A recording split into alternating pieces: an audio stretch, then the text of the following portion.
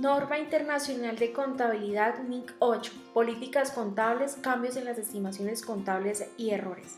Docente Sandy Tatiana Mendoza Gómez. Objetivo. El objetivo de esta norma es prescribir los criterios para seleccionar y modificar las políticas contables, así como el tratamiento contable y la información a revelar acerca de los cambios en las políticas contables, de los cambios en las estimaciones contables y de la corrección de errores. La norma trata de realzar la relevancia y fiabilidad de los estados financieros de una entidad, así como la comparabilidad con los estados financieros emitidos por esta en periodos anteriores y con los elaborados por otras entidades. Los requerimientos de información a revelar relativos a políticas contables, excepto los referentes a cambios de las políticas contables, han sido establecidos en la NIC 1 sobre presentación de estados financieros. En cuanto al alcance del presente estándar, esta norma se aplicará en la selección y aplicación de políticas contables, así como en la contabilización de los cambios en estas, y en las estimaciones contables y en la corrección de errores de periodos anteriores. El efecto impositivo de la corrección de los errores de periodos anteriores, así como los ajustes retroactivos efectuados al realizar cambios en las políticas contables, se contabilizará de acuerdo con la NIC 12, Impuestos a las Ganancias, y se revelará la información requerida por esta norma. Al igual que los otros estándares internacionales, este estándar, digamos que también tiene las definiciones para abordar conceptos propios y para que se nos facilite, digamos que todo el recorrido con esta normatividad. Bueno, políticas contables. Las políticas contables son los principios, las bases, acuerdos, reglas y procedimientos específicos adoptados por la entidad en la elaboración y en la presentación de sus estados financieros. Es necesario resaltar que una organización con una política contable clara permitirá que la información financiera sea de mejor fiabilidad y más razonable para la mejor toma de decisiones económicas. Bueno, entonces en cuanto a políticas contables, el estándar internacional, una vez le realicen la respectiva lectura, se pueden realizar cambios en políticas contables. Por ejemplo, la NIC 2, que es de inventarios, establece algunos métodos para realizar medición de los inventarios.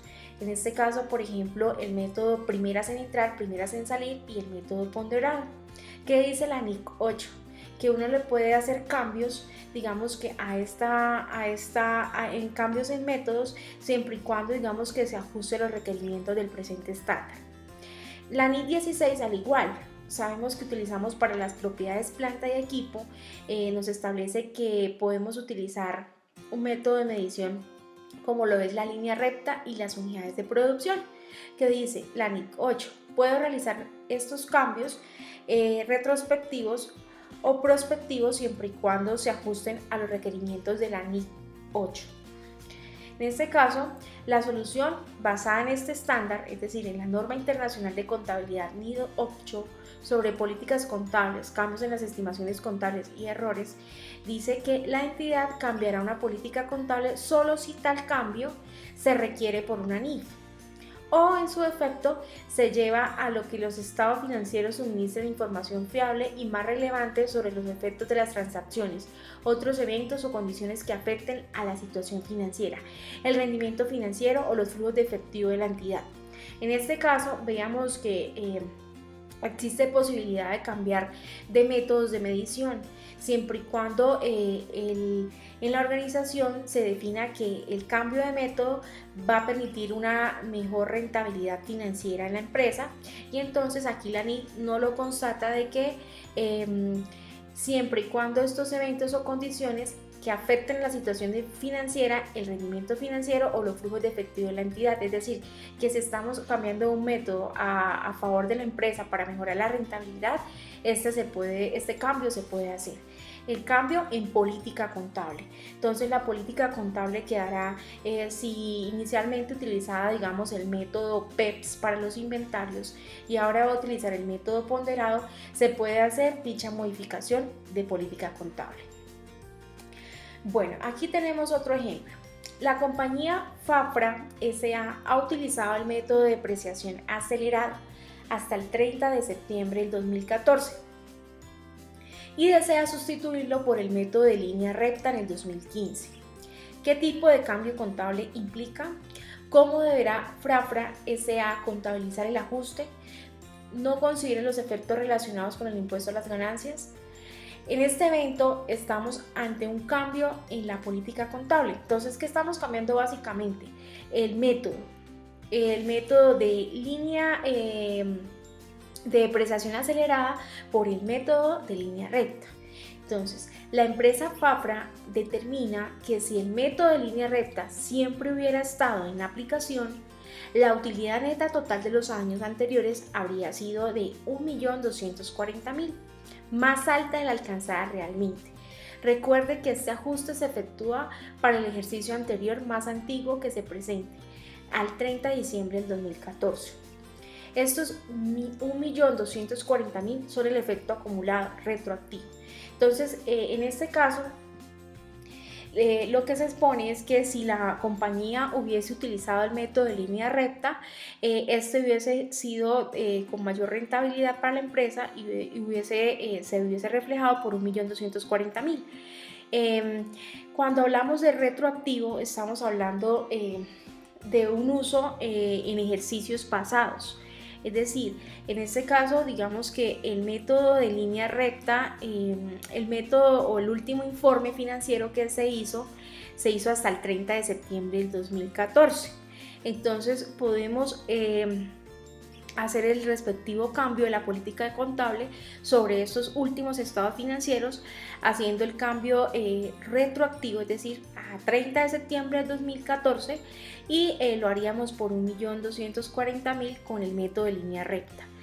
En este caso, el gasto de depreciación en los estados financieros corrientes del 2015 y de años futuros se calculará mediante el método de línea recta, es decir, con la nueva propuesta, como si este método siempre se hubiera estado usando. Entonces, el asiento se corregiría, en este caso, la depreciación acumulada por 1.240.000 al débito y contra los resultados acumulados, aquí quedó mal, sobre 1.240.000.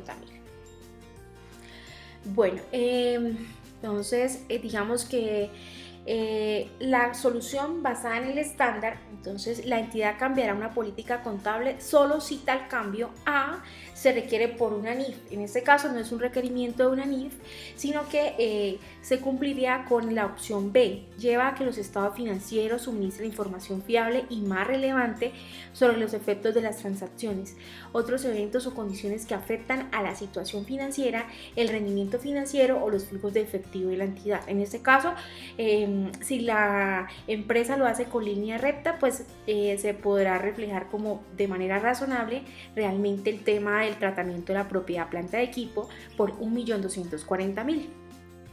Con sujeción a la limitación establecida en el párrafo 23, cuando un cambio en una política contable se aplique retroactivamente, recordemos que retroactivamente es periodos anteriores, de acuerdo con los apartados A y B del párrafo 19, la entidad ajustará los saldos iniciales de cada componente afectado del patrimonio para el periodo anterior más antiguo que se presente.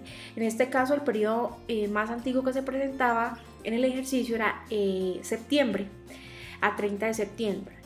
Revelando información acerca de los demás importes comparativos para cada periodo anterior presentado, como si la nueva política contable se hubiese estado aplicando siempre. Entonces se hace el respectivo cambio sobre el último periodo informado como tal.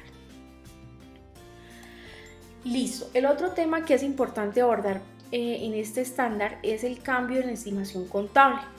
¿En qué consiste este? Este es un ajuste en el importe en libros de un activo o de un pasivo, o en el importe del consumo periódico de un activo que se produce tras la evaluación de la situación actual del elemento, así como de los beneficios futuros esperados y de las obligaciones asociadas con los activos y los pasivos correspondientes. Los cambios en las estimaciones contables son el resultado de una información o nuevos acontecimientos y en consecuencia no son correcciones de errores. Cuando estamos hablando de una estimación, es un valor que se preside que va a ser sobre un activo o sobre un pasivo. Es decir, no es un valor que se hace mediante un método de medición exacto, porque pues es una estimación contable. Entonces un ejemplo de esto puede ser: el 1 de octubre del 2009, Frafra S.A. adquirió por 52 millones de pesos una maquinaria especializada para su proceso de producción. Cuando estuvo lista para operar, la empresa estimó una vida útil de 10 años y un valor residual de 2 millones de pesos. Luego de 5 años de uso y de su explotación, el gerente de operaciones decidió revisar la vida útil y el valor residual de la maquinaria. Para este propósito se contrataron expertos en la evaluación independientes. En este caso son peritos, personas que son especialistas, digamos, en esta maquinaria, que pueden tomar como una decisión sobre temas de vida útil. De acuerdo con su informe, al 1 de octubre del 2014, la vida útil remanente de la maquinaria es de 8 años y el valor residual es de 1 millón de pesos. ¿Qué tipo de cambio contable aplica? ¿Cómo deberá la compañía contabilizar dicho cambio? No considere los efectos relacionados con el impuesto a las ganancias. Entonces, básicamente, pues tenemos que realizar un análisis inicial. La vida útil de la maquinaria inicialmente fue de 10 años con un valor residual de 2. ¿Qué pasa? Luego de 5 años de explotación y demás, el gerente de operaciones contrata un peritaje, y entonces en este peritaje se define que han pasado 5 años, pero que se considera que la vida útil en sí del activo, pasados los 5 años, es de 8 años en sí, y el valor residual va a ser de 1 millón. En ese caso hubo un cambio, digamos, en vida útil y en valor residual. Este cambio consiste prácticamente en una nueva estimación contable. Claro, si nos damos cuenta, le están alargando la vida útil al activo. No se considera un error contable, puesto que no se han omitido registros contables ni se han sobrevalorado cuentas en forma innecesaria. Entonces, por otra parte, el activo brinda beneficios económicos futuros, claro, al explotarlo, y genera un nivel de producción futuro, y además, como estamos alargando su vida útil, en este caso, digamos, pues digamos que la vida útil se alargó, más que todo fue por 3 años de más. Entonces, en este caso, digamos que se va a reconsiderar para periodos restantes. La depreciación acumulada en dicha maquinaria asciende a 25 millones. ¿Cómo sacamos estos 25 millones? Recordemos que se adquirió la maquinaria en 52 millones y el valor inicial residual era de 2 millones. Entonces, 52 millones menos los 2 millones lo dividimos en 10 años y lo multiplicamos por 5 años. En este caso nos da un valor de 25 millones. En otras palabras, el valor según libros del activo es de 27 millones. Claro, 25 más 27 millones nos da el valor inicial, que son los 52 millones. A esos 52 millones le resto los 25 y pues automáticamente nuevamente nos va a dar los 27 millones. No obstante, de acuerdo con la nueva estimación, su tiempo de vida útil remanente es de 8 años, según el nuevo peritaje. El gasto por la depreciación que deberá consumir son los 27 millones de pesos menos su valor residual en 8 años restantes, y no en los 5 años de vida útil restantes que se tenía previsto. En este caso, el cargo por depreciación por el periodo 2014 y futuros ahora es de 3.250.000. ¿Cómo lo sacamos? Tenemos los 27 millones de pesos que son restantes menos 1 millón de pesos y lo dividimos en 8 y nos da automáticamente 3.250.000.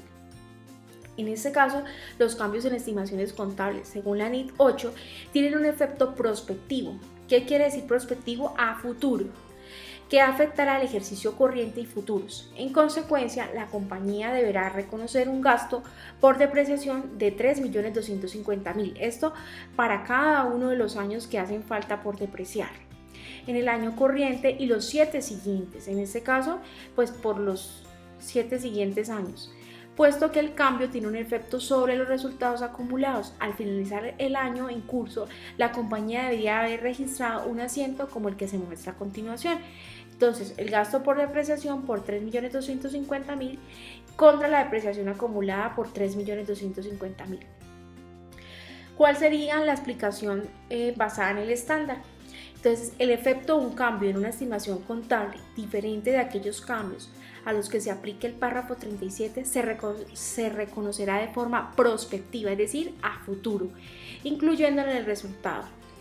D, el periodo en el que tiene lugar el cambio, si este afecta solo a este periodo, o en el periodo de cambio y los periodos futuros, si el cambio afectara a todos ellos. En este caso, pues afecta en el presente y en el futuro, digamos que durante 8 años subsiguientes, a partir del momento en que se está estimando la propiedad planta de equipo por los nuevos peritos como tal.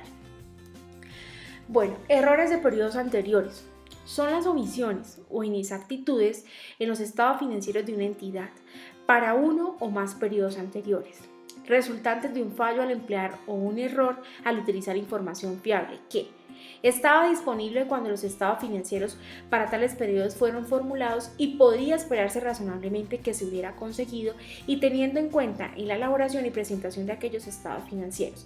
En este caso pueden ser errores humanos o errores que se hacen, digamos, por omisión. Entonces tendríamos que hacer el respectivo ajuste.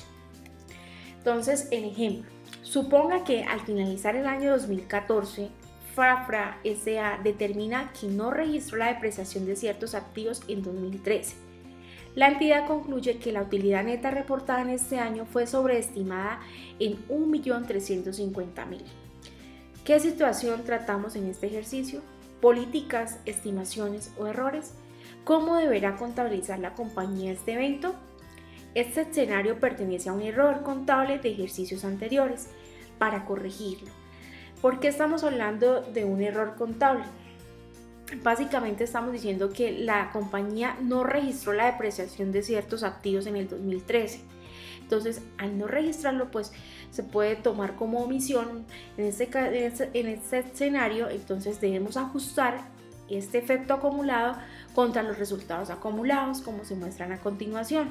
Entonces tenemos los resultados acumulados, lo que se puede reconocer, en este caso 1.350.000 contra la depreciación acumulada por 1.350.000.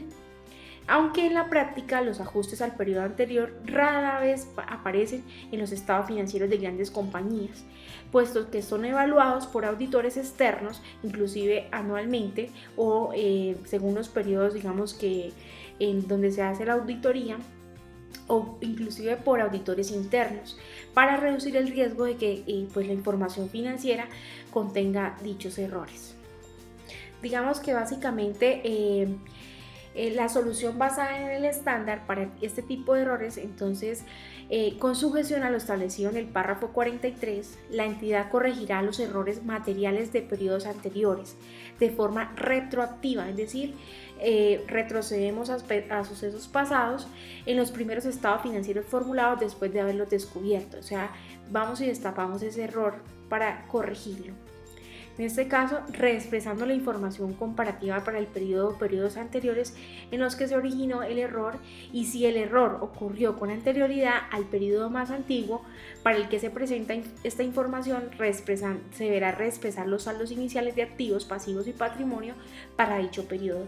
En este caso, digamos, se deberán corregir, digamos, que los estados financieros a 31 de diciembre del 2014 y del 2013, porque digamos que fue un error que no se registró en la depreciación de activos del 2013.